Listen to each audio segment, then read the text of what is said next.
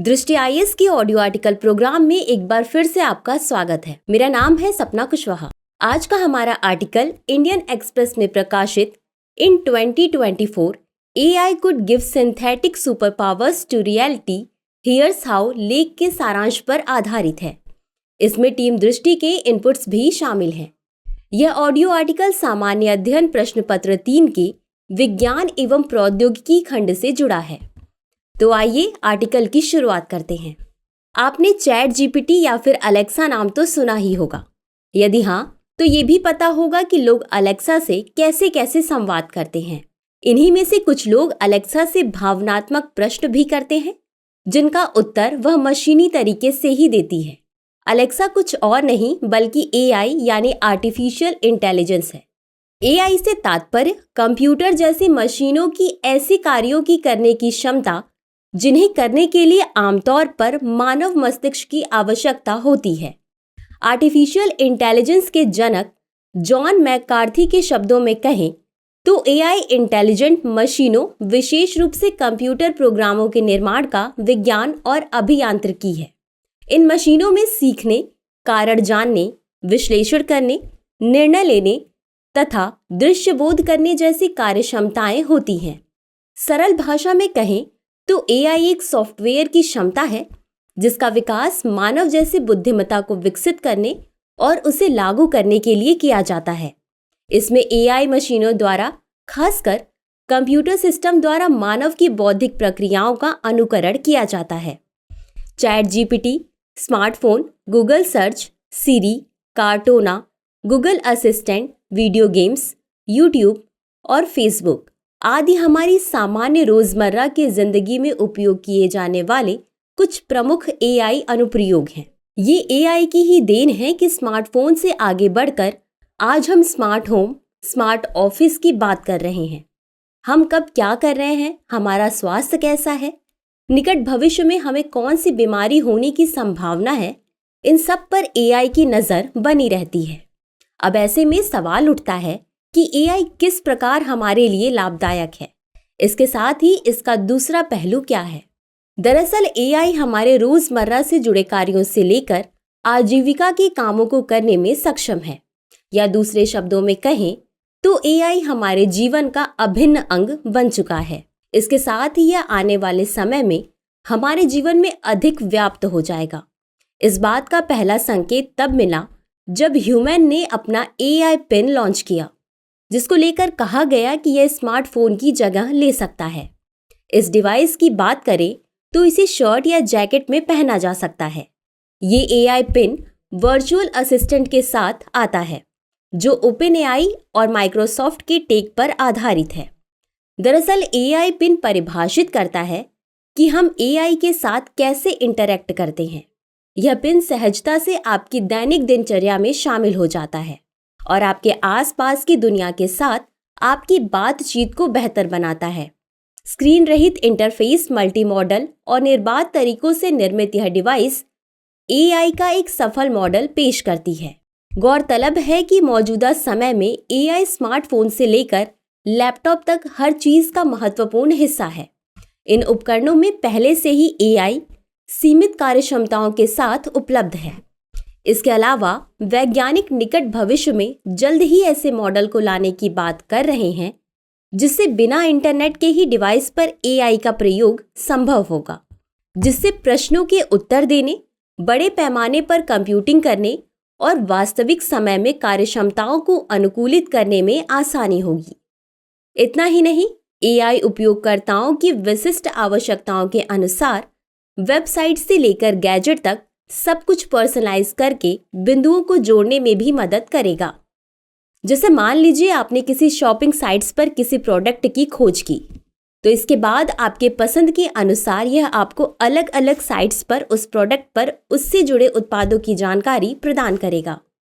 वहीं भारत में AI के भविष्य की बात करें तो पिछले कुछ वर्षों में भारत ने देश के भीतर ही तकनीकी उत्पाद बनाने पर अधिक जोर दिया है, न कि केवल उन्हें यहां असेंबल करने पर। इस कदम के बाद से देश भर में पारिस्थितिकी तंत्र और उत्पाद स्टार्टअप संस्कृति दोनों फलने फूलने लगे हैं। इसके साथ ही भारत सरकार ने कृत्रिम बुद्धिमत्ता को बढ़ावा देने के लिए कई स्कीम्स लेकर आई है, जिसमें future prime skills, up skilling जैसे प्रोग्राम शामिल हैं। इसके अलावा हायर एजुकेशन के क्षेत्र में प्रौद्योगिकी को बढ़ावा देने के लिए करिकुलम में भी एआई को बतौर सब्जेक्ट जोड़ा गया है। इसके अलावा रिस्पॉन्सिबल एआई फॉर यूथ जैसे कार्यक्रम भी लाए गए हैं, जिसका उद्देश्य देश भर में कक्षा 8 से 12 तक के स्कूली छात्रों को एआई की गहरी समझ को बढ़ावा देने के साथ उन्हें मानव केंद्रित डिजाइनर और एआई उपयोगकर्ता बनने के लिए सशक्त बनाना है। यह कार्यक्रम छात्रों को यह समझने और पहचानने के लिए एक व्यवहारिक शिक्षण अनुभव प्रदान करता है कि एआई तकनीक का उपयोग महत्वपूर्ण समस्याओं से निपटने और राष्ट्र के समावेशी विकास के लिए कैसे किया जा सकता है। वहीं भारतीय स्टार्टअप्स भी हाई एंड ऑडियो जैसे नए सेगमेंट की खोज कर रहे हैं, जहां भारत कभी भी खिलाड़ी नहीं रहा है। भारत में बनने वाले कई गैजेट्स के लिए दीर्घकालिक प्रभाव कम कीमत वाला होगा, खासकर अगर सरकार स्थानीय विनिर्माण को और अधिक प्रोत्साहित करने का निर्णय लेती है। गौरतलब है कि मौजूदा समय में भारत स्मार्टफोन प्रोडक्शन और असेंबल करने का हब बनकर उभरा है। साल 2024 में देश ऑडियो से लेकर कंप्यूटर तक के अन्य क्षेत्रों में विस्तार करने की योजना बना रहा है, क्योंकि अधिक कंपनियां सरकार की PLI यानी उत्पादन लिंक्ड प्रोत्साहन योजना का लाभ उठाती हैं। ऐसे में भारत एआई निर्माण के क्षेत्र में भी एक बड़ा खिलाड़ी बनकर उभर सकता है। हालांकि एआई जितना लाभदायक है, उतना ही घातक भी सिद्ध हो सकता है। तो आइए जानते हैं कृत्रिम बुद्धिमत्ता के दूसरे पहलुओं के विषय में, जो कई चुनौतियों को उत्पन्न करते हैं। वो कहते हैं ना कि हर सिक्के के दो पहलू होते हैं। ठीक उसी प्रकार एआई हमारे लिए जितना लाभदायक है, वहीं दूसरी तरफ ये घातक भी साबित हो सकता है। एआई के विस्तार से जहां हमारा जीवन सरल और दूसरे शब्दों में कहें तो स्मार्ट हो सकता है, तो दूसरी तरफ इससे रोजगार में भारी कटौती होने के भी आसार हैं। आंकड़ों पर नजर डालें तो करीब 46% प्रशासनिक कार्यों को एआई के माध्यम से बेहद सरलता से किया जाता है। इसके साथ ही लगभग 44% कानूनी कामकाज करने में भी कृत्रिम बुद्धिमत्ता सक्षम है। गौरतलब है कि एआई लेबर से जुड़े कार्य करने में अधिक सक्षम नहीं है। एआई की इस कार्यप्रणाली के कारण 30% नौकरियों पर खतरा मंडरा रहा है। हालांकि इसके साथ ही नए क्षेत्र में रोजगार के अवसर भी मिलेंगे, जिसमें डेटा साइंस, मशीन लर्निंग जैसे क्षेत्र शामिल होंगे। इसके साथ ही तकनीक की दुनिया में इसके मिसयूज होने की संभावना अधिक है। गौरतलब है कि बीते दिनों डीप फेक टेक्नोलॉजी व्यक्ति की निजता पर हमला करती है। डीप फेक शक्तिशाली कंप्यूटर और शिक्षा का उपयोग करके वीडियो, छवियों, ऑडियो में हेरफेर करने की एक विधि है। इसका उपयोग फर्जी खबरें उत्पन्न करने और अन्य अवैध कामों के बीच वित्तीय धोखाधड़ी करने के लिए किया जाता है। तो चलिए अब देखते हैं ऐसे में आगे की क्या राह हो सकती है।